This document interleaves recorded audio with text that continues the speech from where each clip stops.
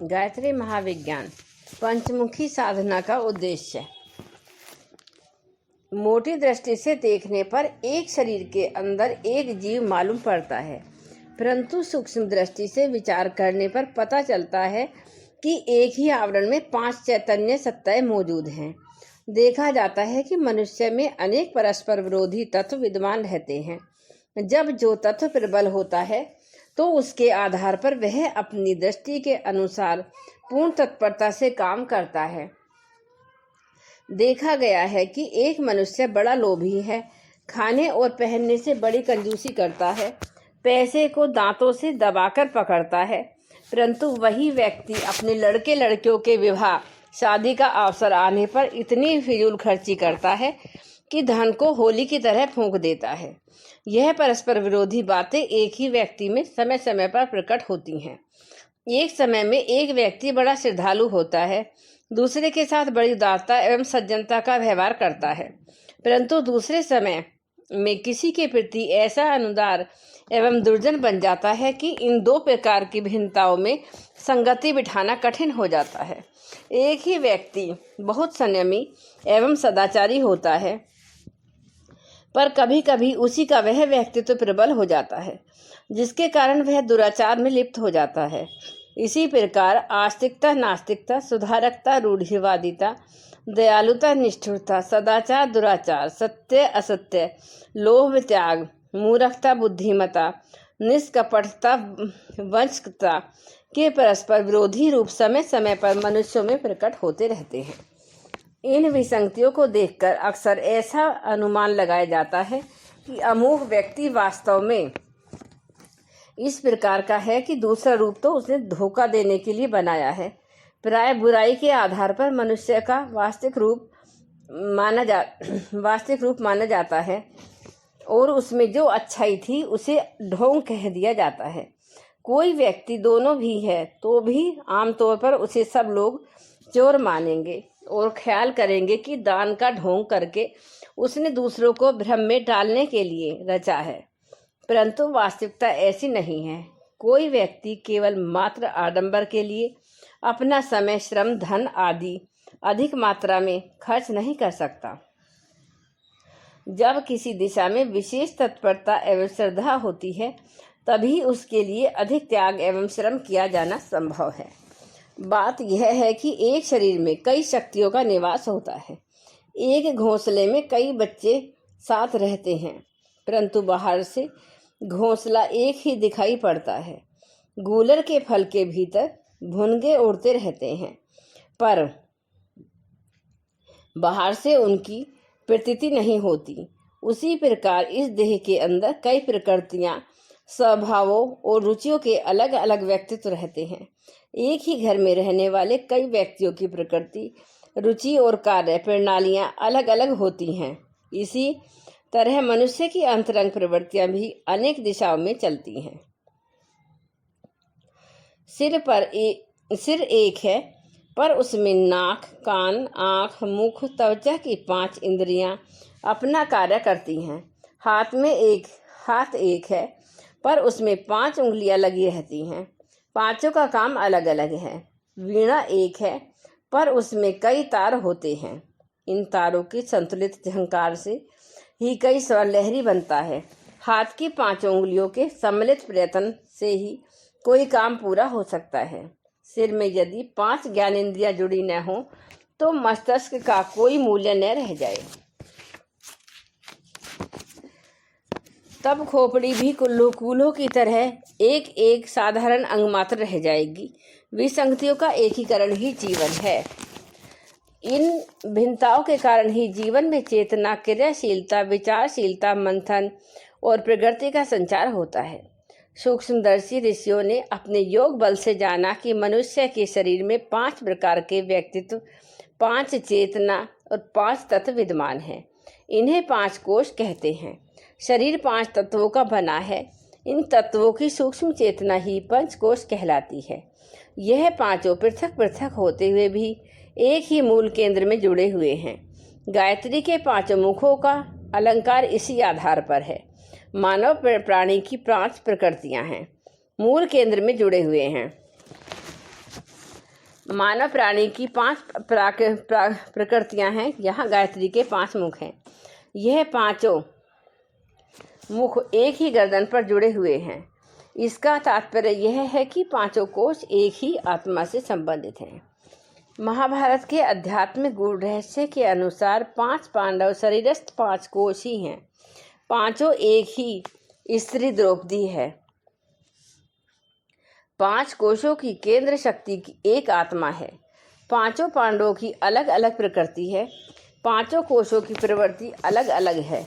इस पृथकता को जब एक रूपता में संतुलित समस्वरता में ढाल दिया जाता है तो उनकी शक्ति अजेय हो जाती है। पांचों पांडवों की एक पत्नी, एक निष्ठा, एक श्रद्धा, एक आकांक्षा हो जाती है तो उनका रथ हाँकने के लिए स्वयं भगवान को आना पड़ता है और अंत में उन्हें ही विजयी श्री मिलती है। 5 कोशों को मनुष्य की पंचधाम प्रकृति कहते हैं। शरीराभ्यास, गुण, विचार, अनुभव, सत, इन 5 चेतनाओं को ही अन्नमय, प्राणमय, मनोमय, विज्ञानमय, आनंदमय कोश कहा जाता है। यही गायत्री के 5 मुख हैं। साधारणतया इन पांचों में एक सरलता नहीं होती। कोई किधर को चलता है, कोई किधर को। स्वास्थ्य, योग्यता, बुद्धि, रुचि और लक्ष्य में एकता न होने के कारण मनुष्य ऐसे विलक्षण कार्य करता रहता है जो किसी एक दिशा में उसे नहीं चलने देते। किसी रथ में 5 घोड़े जुते हों और वे 5 अपनी इच्छा अनुसार अपनी इच्छित दिशा में रथ को खींचें तो उस रथ की बड़ी दुर्दशा होगी। कभी वह एक ही फलांग पूर्व को चलेगा तो कभी 1 मील उत्तर को खींचेगा। कोई घोड़ा पश्चिम को घसीटेगा तो कोई दक्षिण को खींचेगा। इस प्रकार रथ किसी अनिश्चित लक्ष्य पर न पहुंच सकेगा। घोड़ों की शक्तियां आपस में एक दूसरे के प्रयत्न को रोकने में खर्च होती रहेंगी और इस खींचातानी में रथ बेतरह टूटता रहेगा। यदि घोड़े एक निर्धारित दिशा में चलते सबकी शक्ति मिलकर एक शक्ति बनती तो बड़ी तेजी से, बड़ी आसानी से वह रथ निर्दिष्ट स्थान तक पहुंच जाता। वीणा के तार बिखरे हुए हों तो उनको बजाने में प्रयोजन सिद्ध नहीं होता, पर यदि वे स्वर एक स्वर केंद्र पर मिला लिए जाएं तो निर्धारित लहरी में उन्हें बजाया जाए तो हृदय को प्रफुल्लित करने वाला मधुर संगीत निकलेगा। जीवन में परस्पर विरोधी इच्छाएं, आकांक्षाएं, मान्यताएं इस प्रकार क्रियाशील रहती हैं जिससे प्रतीत होता है कि एक ही देह में 5 आदमी बैठे हैं और पांचों अपनी अपनी मर्जी चला रहे हैं। जब जिसकी बन आती है तब वह अपनी ढपली, अपना राग बजाता है।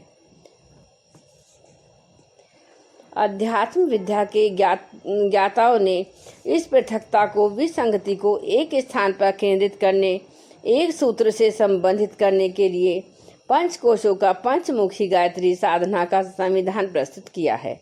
गायत्री चित्र में 5 मुख दिए गए हैं। इन 5 की दिशाएं, आकृतियां, चेष्टाएं देखने में अलग मालूम पड़ती हैं, परंतु वह एक ही मूल केंद्र से संबद्ध होने के कारण एक स्वरता धारण किए हुए है। यही आदर्श गायत्री साधक का होना चाहिए। उसकी दिनचर्या, श्रमशीलता, योग्यता, विचारधारा, अभिरुचि एवं आकांक्षा एक ही निर्धारित लक्ष्य से संलग्न रहनी चाहिए। पांडव 5 होते हुए भी एक थे और एक ही पांडव शब्द कह देने से युधिष्ठिर, अर्जुन, भीम, नकुल, सहदेव 5 का बोध हो जाता है। ऐसी ही एकता हमारे भीतरी भाग में रहनी चाहिए। डॉक्टर जानते हैं कि रक्त में विजातीय पदार्थों का प्रवेश हो जाए तो अनेक रोग घेर लेते हैं। ओझा लोग जानते हैं कि देह में भूत घुस जाए, एक शरीर में 2 सत्ताएं प्रवेश कर जाएं तो मनुष्य रोगी या उन्मादग्रस्त हो जाता है। घर में विरोधी स्वभाव की बहुएं आ जाएं तो परिवार में भारी कलेश और कलह उत्पन्न हो जाता है। जब तक परस्पर विरोधी तत्व मनोभूमि में काम करते रहेंगे, उनकी दिशाएं पृथक पृथक रहेंगी, तब तक कोई व्यक्ति चैन से नहीं बैठ सकता। उसके अंतःस्थल में घोर अशांति घुसी रहेगी।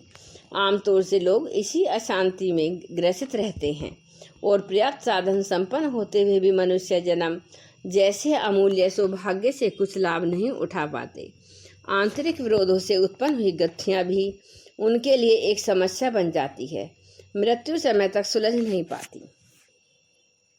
गायत्री की पंचमुखी साधना का उद्देश्य आंतरिक विरोधों को मिटाकर उनमें समस्वरता की स्थापना करना है। अंत में सत असत की रस्साकसी होती है। देवासुर संग्राम, राम रावण युद्ध, महाभारत होता रहता है। यह कलह तभी शांत हो सकता है जब एक पक्ष असक्त हो।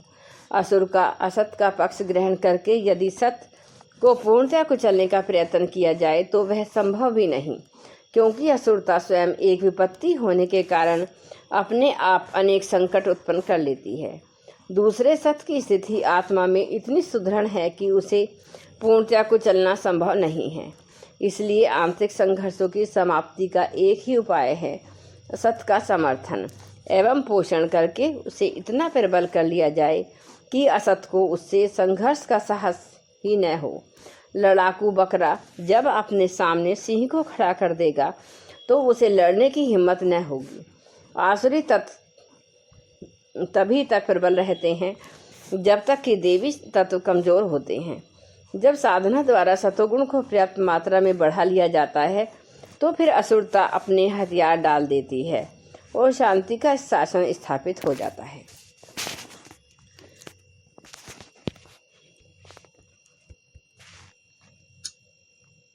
जय गुरुदेव, जय गायत्री माता।